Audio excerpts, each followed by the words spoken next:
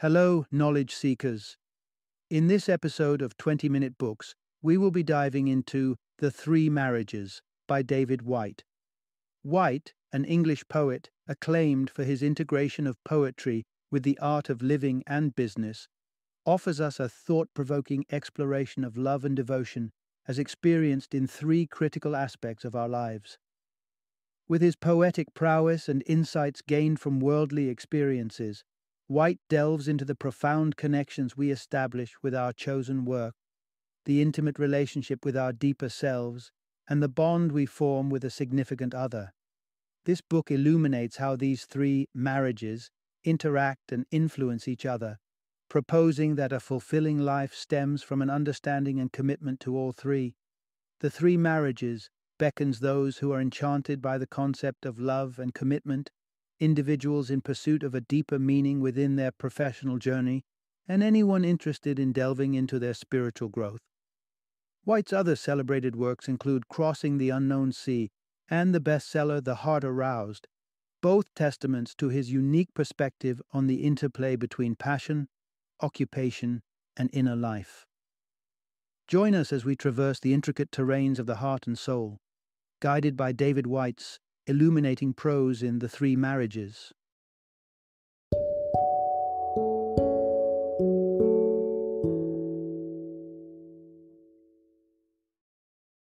The Three Marriages, Reimagining Work, Self, and Relationship. Introduction. Discover the triad of commitments that shape a fulfilling life.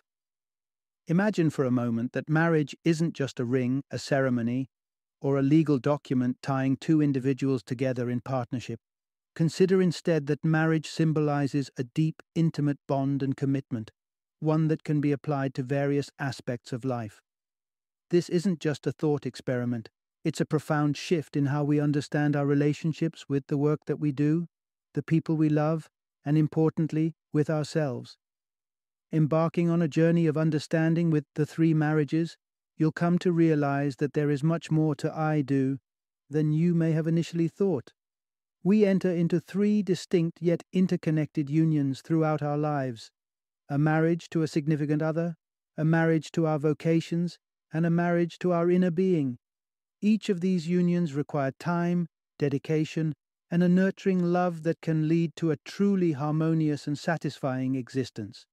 In this exploration, expect to uncover the curious way a passionate writer risked life and limb for an expression of love unknown to many, the refreshing way a poet transcended the ordinary experience of a zoo visit into a wellspring of creativity, and the heartfelt reasons why the unwed life of literary icon Jane Austen is a source of both joy and insight.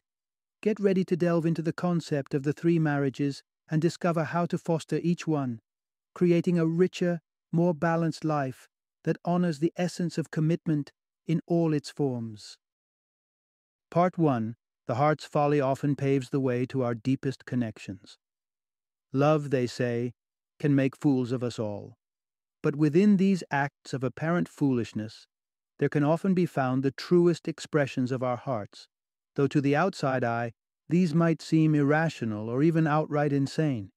This guide to life's multiple unions will show you how love can propel us into the realms of the extraordinary, help us discover new paths, and sometimes turn a deaf ear to the chorus of cautionary voices surrounding us. Take, for instance, the remarkable tale of Robert Louis Stevenson, the literary genius behind such classics as Dr. Jekyll and Mr. Hyde. His antics in France, at the age of 26, read like a scene from a romantic novella. One fateful day, Stevenson's eyes met those of Fanny Osborne through a window, and Cupid's arrow struck with unerring accuracy. Letting impulsivity lead, he leapt through the threshold, his declaration of love as sudden as it was sincere. And what of Fanny's surprise? It ultimately metamorphosed into shared affection, and she embraced the role of Stevenson's lifelong muse and partner. But as the turn of events demonstrated in Stevenson's life, love doesn't always follow a straight course.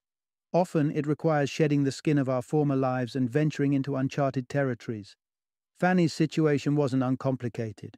Tied to a family in America, Separation ensued, and illness later beckoned Stevenson across the vast ocean, despite his financial constraints. Love doesn't ask for the perfect moment. It demands now, and Stevenson heeded its call with a journey that mapped not only the geography of America, but also the depth of his commitment. However, love's insistence on the present can also render us selective listeners.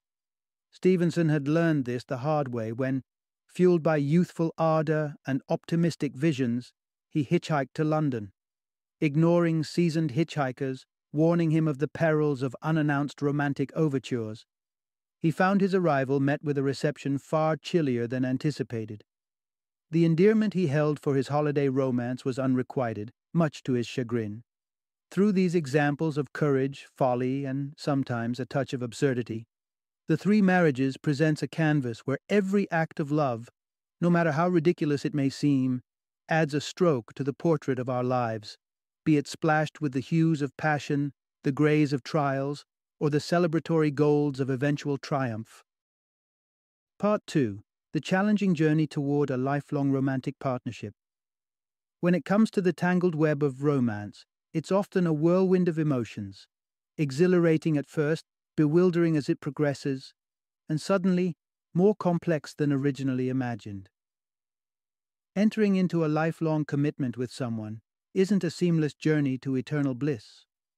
On the contrary, it's a path marked by trials and the need for resilience.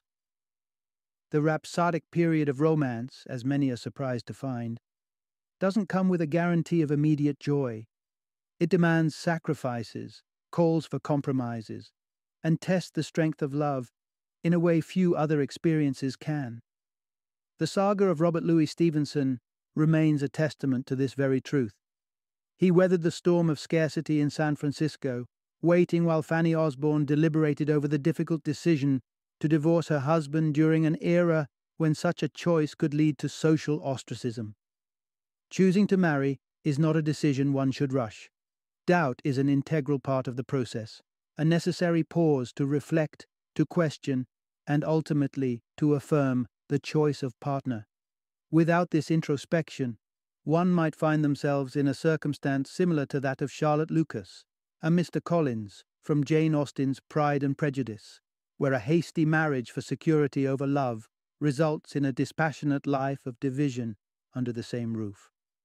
In stark contrast, the road that Fanny Osborne and Robert Louis Stevenson traveled was strewn with obstacles, but their united front in both love and labor became the cornerstone of Stevenson's literary acclaim.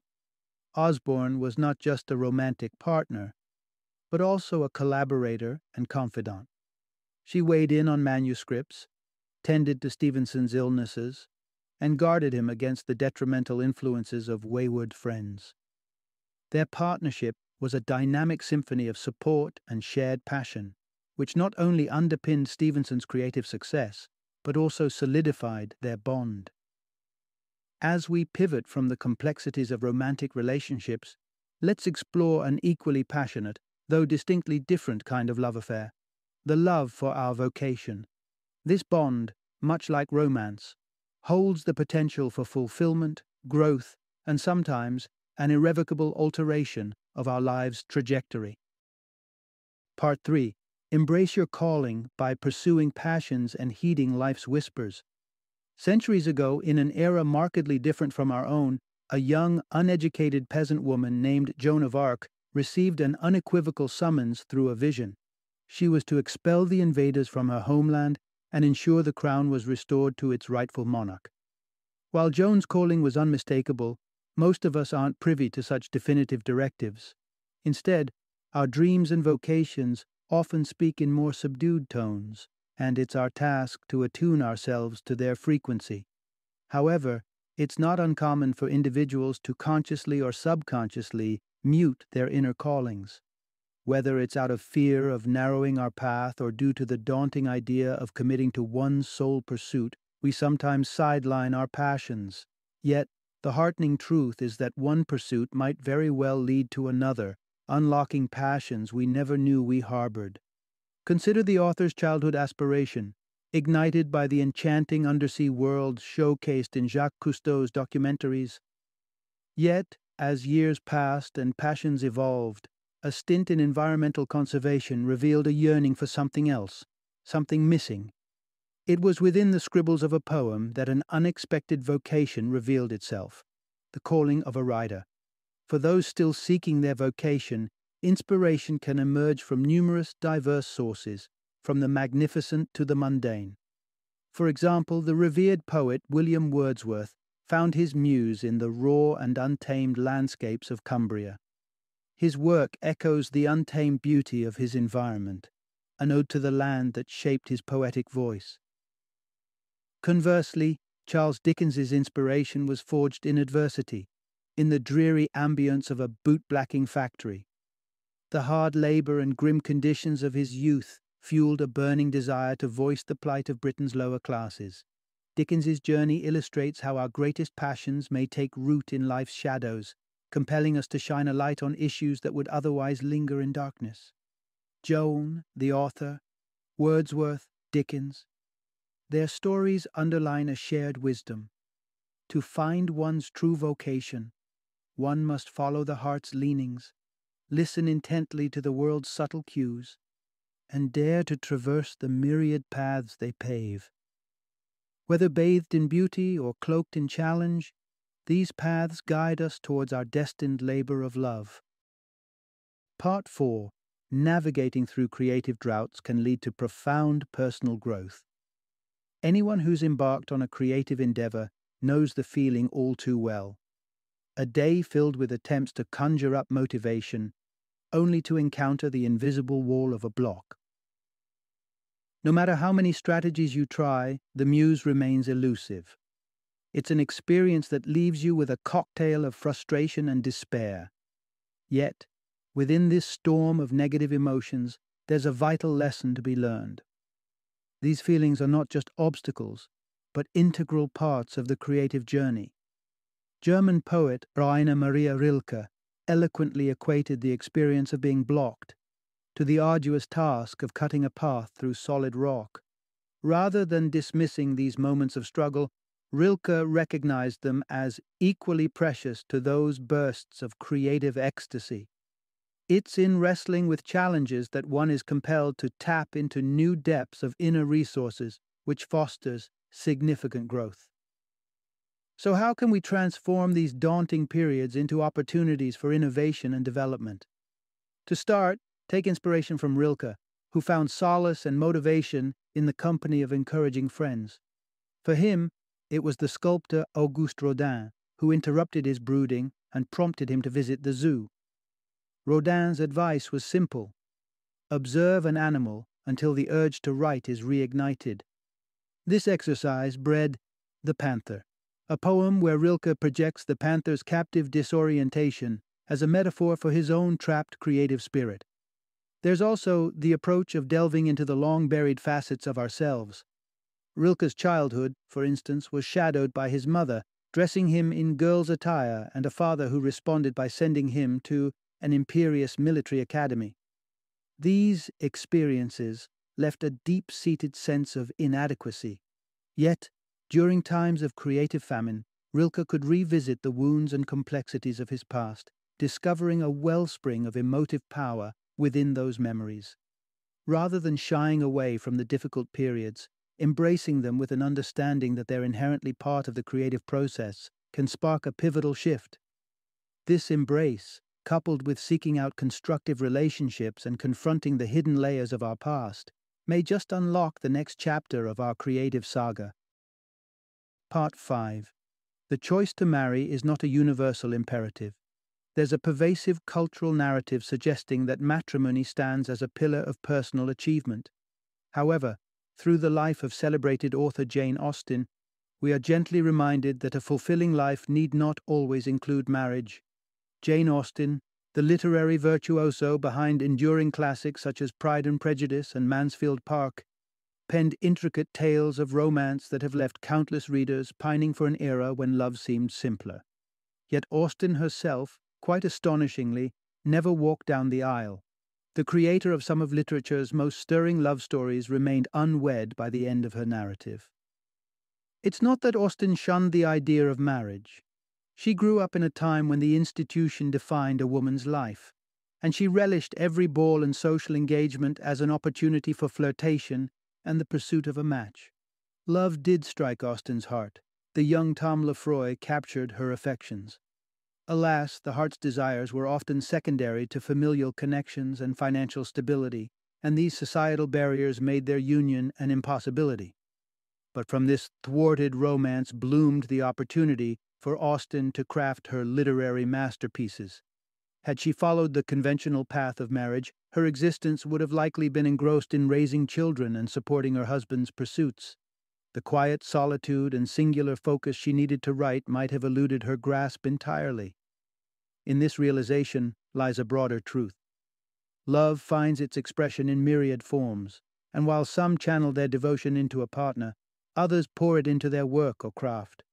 Love for oneself, too, is an aspect of the human experience worthy of exploration, moving beyond the scope of romantic or vocational passions. It's this self-focused affection that we'll delve into next, understanding its role in complementing and completing our experience of love in all its dimensions. Part 6. Rediscovering Youth's Purity helps connect with the essence of who we truly are. Children possess a clarity and authenticity that is often envied by adults. Their actions are unfiltered, and their feelings are unguarded, a reflection of the honesty and bravery we associate with the most enlightened figures of our society. Such qualities are manifestations of being in tune with the inner self, a connection frequently obscured as we journey through adulthood. The very compass that nudges us towards our passions and loves, our inner self, dims with time. The transition from childhood to the grown-up world can often lead to a disconnection from this internal guide. One of the culprits? An education system that emphasizes adherence to externally set objectives over personal exploration. Consider competitive sports in childhood. The intrinsic desire children have to play and test their abilities is often overshadowed by the pressures from coaches and parents to win. This imposed narrative of ambition and victory can steer the child away, step by step, from their innate interests and ambitions until the connection to their inner self is scarcely recognizable. The quest to reacquaint ourselves with our inner selves, however, is not a lost cause. It begins with relearning the art of formulating our own questions. Unlike the educational tendency to engage with the inquiries and theories posited by historical figures, it's the process of crafting and grappling with our own unique questions that allows us to grow. For instance, the author, during his academic pursuits, was prompted to consider the age-old debate of monotheism versus polytheism. Yet this dichotomy restricted him to the existing spectrum of answers. Upon reflection, he penned a poem and unearthed a different, more personal inquiry. Do I feel safe, or do I feel abandoned? It wasn't a matter of the number of deities, but a pursuit of inner security. Answering this question drew him closer to a fundamental aspect of his inner self, illustrating the power of personalized exploration. The discovery that our essential questions might differ from those lauded in textbooks is an enlightening one. By embracing the unpretentious wisdom inherent to our youthful selves and articulating the queries shaped by our individual experiences, we begin the journey back to the core of our being. Part 7. Embracing the darker shades of our psyche can lead to inner peace.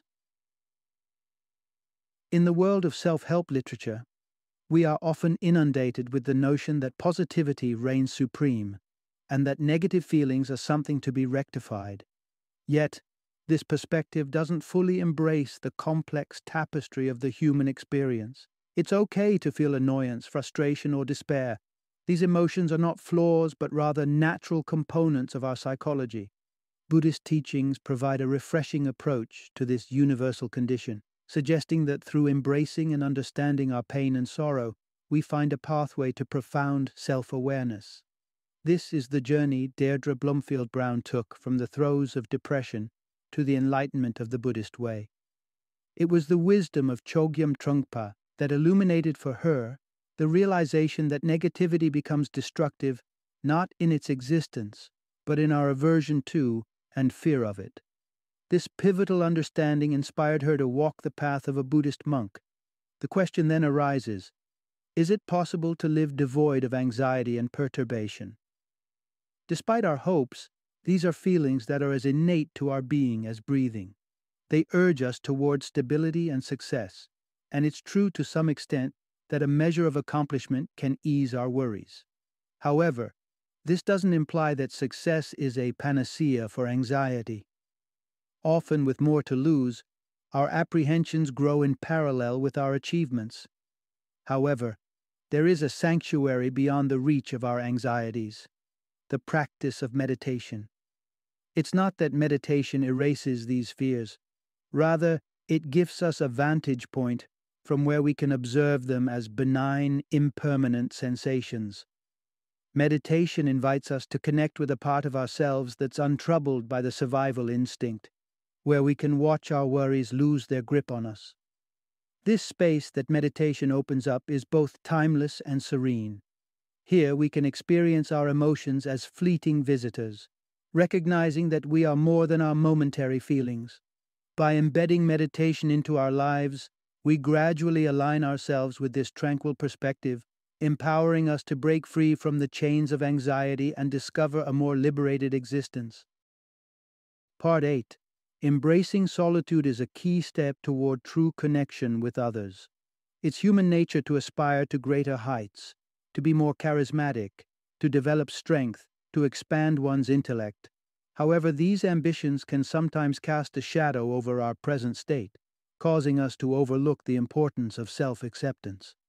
Climbing the ladder of self-improvement requires a foundation grounded in reality, including some uncomfortable truths about our solitary place in the universe. The path to embracing oneself involves facing the starkness of this solitude. It's about allowing ourselves to be alone, to sit with our thoughts, to experience the full range of our isolation without distractions. In such stillness, we confront the essence of our being. This was the profound realization that Deirdre Blomfield Brown had on her transformational journey to becoming Pema Chodron, a name she received as a Buddhist nun. During a troubling episode, feeling unliked and unsettled, she decided to meditate through the night alone. As she immersed herself in the pain and let it wash over her, a moment of clarity broke through. Her anxieties were fleeting, just like the waves that skim the surface of the ocean. Beneath these surface-level disturbances lay the vast expanse of her true self, unaffected by the judgments of others. This insight granted her a sense of liberation, freeing her from the grip of her fears. People who have faced their own depths in such a way often emit a palpable positivity that affects those around them. Imagine the transformative power of such a person's presence at a dinner party. In one instant, a child hiding behind the safety of a parent's legs is compelled to emerge and embrace a virtual stranger. This was the case when Satish Kumar, a monk and educator, arrived at the author's home. His genuine joy and serenity dissolved the child's reservations, enticing her to run into his open arms.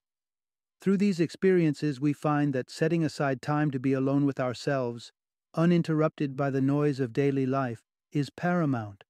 It's in these moments that we learn to appreciate the depths below the surface tumult. And it's with the wisdom gained from this solitude that we can truly open our hearts to others, inviting them into the vastness of our calm inner seas. Final summary. In the essence of life's pursuits, we find ourselves entwined in a series of profound commitments, marriages of sorts, that are far broader and more encompassing than traditional notions of matrimony. The three marriages invites us to consider these pivotal unions, with a life partner, with our vocation, and with our inner self. When it comes to love, the book encourages a bold, unyielding pursuit of your partner, akin to crossing oceans for the sake of reuniting with a soulmate. Yet, it also advises not to forsake the work we cherish, for vocational passion provides a different kind of fulfillment, one that fuels our spirit and shapes our identity. Indeed, when adversity strikes in any form, be it in love, work, or within ourselves, we shouldn't shy away from it. These trials are not mere setbacks. They're opportunities for soulful nourishment, chances to delve deeper into our true selves, and catalysts for personal growth. The Three Marriages offers a comprehensive blueprint for navigating life's intertwined paths of relationships and self-discovery. By committing wholeheartedly to the love for another, the devotion to our work, and the acceptance of our true nature, we can weave a tapestry of a well-lived, meaningful life.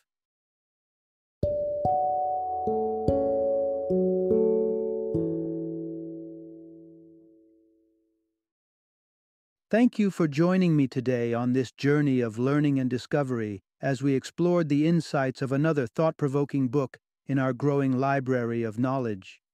If you've enjoyed our time together, please take a moment to follow our podcast, give us a 5-star rating, and share 20-minute books with other knowledge seekers.